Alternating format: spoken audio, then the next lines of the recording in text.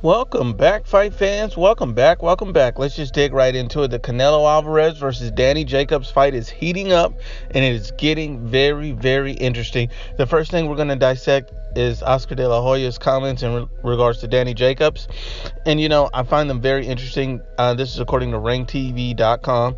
He basically states, anyone can lose in Las Vegas. I lost in Vegas, and apparently I've always been the favorite, and that's something that Oscar De La Hoya said in regards to Danny Jacobs. Basically, feeling that the judges, he may not be able to get a decision in Vegas.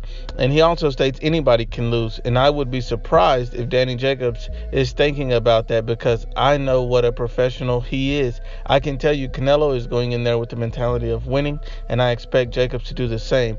Don't worry about the judges, worry about the fight. And I agree 100% with Oscar De La Hoya on this particular statement. Me and De La Hoya don't always agree on everything, but this is one thing that I agree on. Because at the end of the day, you do need to worry about the fight. Don't worry about the judges. That's something that's out of your control.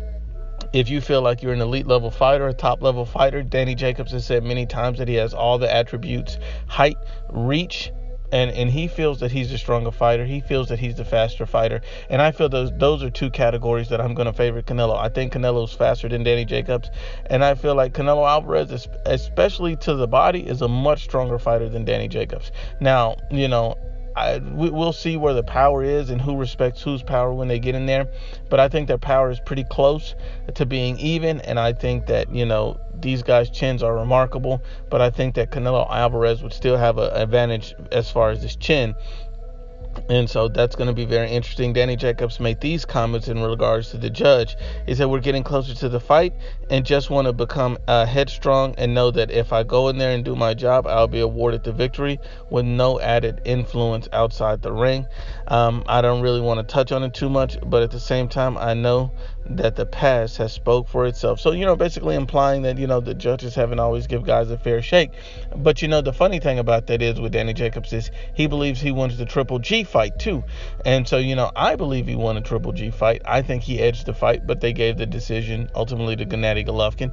And so at the end of the day, if you want to say about Canelo, maybe, judges and skepticals, wouldn't you say the same about Triple G? At the end of the day, it's up to Danny Jacobs not to leave close fights in the hands of the judges. That's something that Triple G does. That's something that Danny Jacobs did. That's up to them to edge the fight, because Canelo Alvarez is going there, the A side, the champion. So you have to thoroughly dominate and beat him to get that belt. And I don't believe that any fighter today can do that to Canelo Alvarez. I think he's too good. I think this will be a close fight, an interesting fight. And Danny Jacobs would also be in danger of getting hurt in this fight if he does not approach this fight in the right way and use his tools and attributes in the right way. I think it's a 50-50 fight, a very close fight. Danny Jacobs also stated in regards to Triple G and Canelo is that he doesn't believe that Canelo is the strongest Triple G. He said he took everything Triple G had, and it's going to be interesting. And let's dissect his comments. He also stated, he said, people said Triple G hit too hard and I took everything he had. There's no way that Canelo hits that hard. And that's the first part. And at the end of the day, Canelo doesn't have to hit as hard as Triple G. But at the same time, Danny Jacobs, that comments can be reversed on you as well.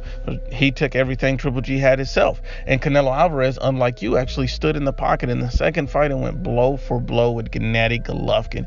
Backed up Gennady Golovkin, blow for blow. He didn't utilize lateral movement the same way he did in the first fight, the same way you did in the first fight. He stood in that pocket and went Mexican style with the most dangerous man at the middleweight division. And so you have to give Canelo Alvarez the credit as far as being able to have that durable chin. And so I think that's one thing about Canelo is he will be no easy fight for Danny Jacobs. I think Danny Jacobs, is depending too much on the Triple G fight, looking too much into the Triple G fight. And while that is a common opponent, while that is a good opponent to look to, Canelo Alvarez's skill set against Danny Jacobs will be completely different from anything that Triple G has brought to the table, and vice versa with Danny Jacobs and Canelo. Danny Jacobs is going to bring a skill set and matchup problems for Canelo that he hasn't seen either. So these guys will have obvious problems, but the one thing that Canelo Alvarez has on Danny Jacobs is that he's faced more difficult styles. He's faced Erislandy Lara. He's faced Floyd Mayweather Jr. He's faced guys that are quick, that move a lot, that utilize lateral movement. He's faced powerful guys in Gennady Golovkin. So the combination of all those things that each one of those different fighters has is going to be a problem for Danny Jacobs, because Canelo Alvarez has already prepared for Danny Jacobs with an accumulation of fights over the years of different styles. That's why you see Canelo fighting different type of guys, fighting different styles of guys. He doesn't fight one particular guy. He fought Chavez Jr., he fought James Kirkland, he fought Amir Khan, he fought Floyd Mayweather, he fought Miguel Cotto. He fought so many different styles that he can be prepared for anything. So Danny Jacobs is going to be nothing new that Canelo Alvarez hasn't seen. It's just in a different package. That doesn't mean it won't be difficult. It will be a difficult fight, a rough fight, but I believe Canelo will have enough to make the adjustments, because there's nothing Danny Jacobs brings to the table that Canelo hasn't seen.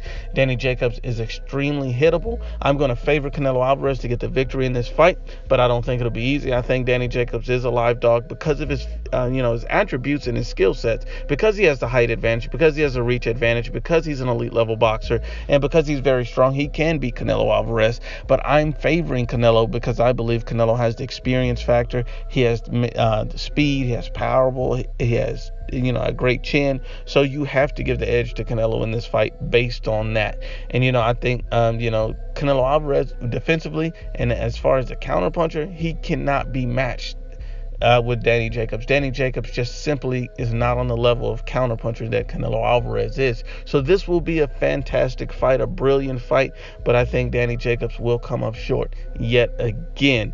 Bernard Hopkins also feels that Jacobs is more difficult for Canelo than Triple G is, but you also have to always reverse that, because Canelo will be much more difficult for Danny Jacobs than Triple G. See, Danny Jacobs seems to have this one thought in his mind, is that Triple G was one-dimensional, he could do all these things. Canelo Alvarez is not one-dimensional. This will be Danny Jacobs' most difficult fight of his career. He will get hit with shots that Triple G simply was not able to hit him with, and Canelo Alvarez will make it look easy. But once again, unbiased as always, it's the IBFP. Please share, like, and you must absolutely subscribe.